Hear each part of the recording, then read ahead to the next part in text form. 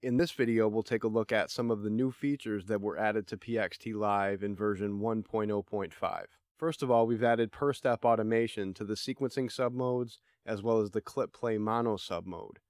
And this works in much the same way as it does in Push's note mode.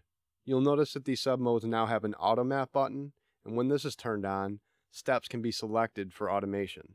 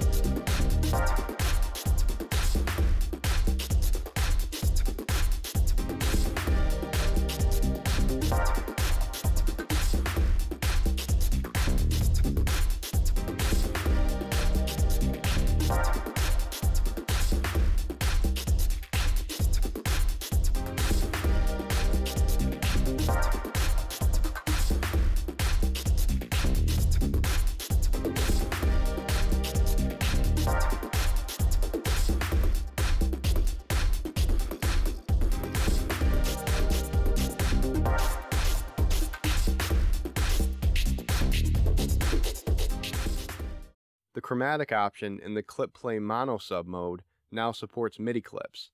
This just requires that the track the clip is on contains a pitch plugin. Also, a legato option has been added to allow for legato clip launching.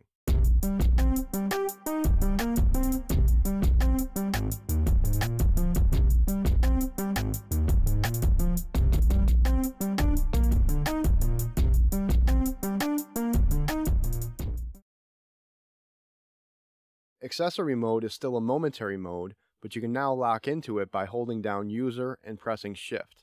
You'll notice that the pad LEDs look exactly as they do in Push's session mode, so they can now reflect clip color. We can also select clips and select scenes, and also delete clips and delete scenes. We've also added the ability to change the color of clips in this mode. When the select button is pressed, the track selection buttons will switch between pages of colors, and the track state buttons will actually set the color of the selected clip. Rename mode allows you to rename various items in Live. You access this mode by pressing Device plus Browse. You can select the type of item to rename by pressing Shift and touching the first or second encoder.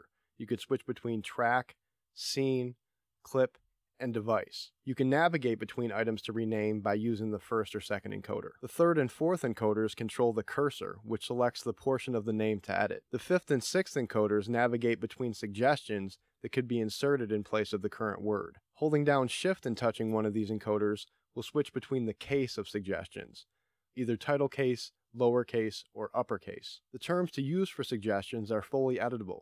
This way you can customize the terms to suit the sorts of names that you use. The last two encoders navigate between characters to insert at the cursor position.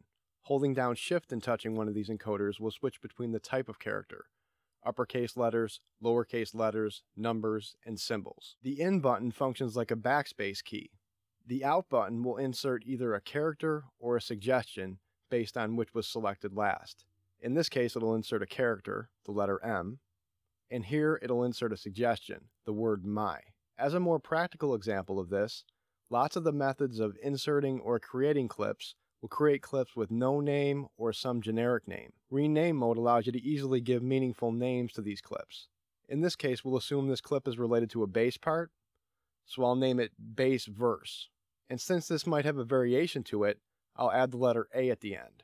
Now when I duplicate this clip to modify it, I can easily change that A to a B to indicate that this is a different version. Now you might find that modifying names in this way is somewhat inefficient, and you'd prefer to just use the keyboard, and that's fine. But there's another dimension to this mode that can't be done with a keyboard and adds a lot of flexibility. As shown in previous videos, accessory mode can access CliffX functionality, and you define all of that in your user preferences file.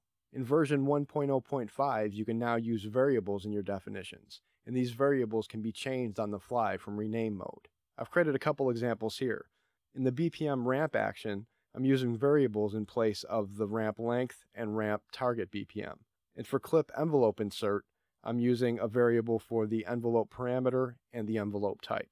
I can now change these from rename mode. By default, the BPM ramp action here will trigger a ramp down to 100 over 4 beats. I can use rename mode to change that. First, I'll change the ramp length. Let's make that 8 beats. Next, I'll change the ramp target. I'll make that 160. And now when I trigger this action, it'll trigger a ramp up to 160 over 8 beats. As another example, this envelope insert action will insert a volume envelope that just linearly increases. Here I'll change the envelope type to a saw wave. And now it inserts a saw envelope.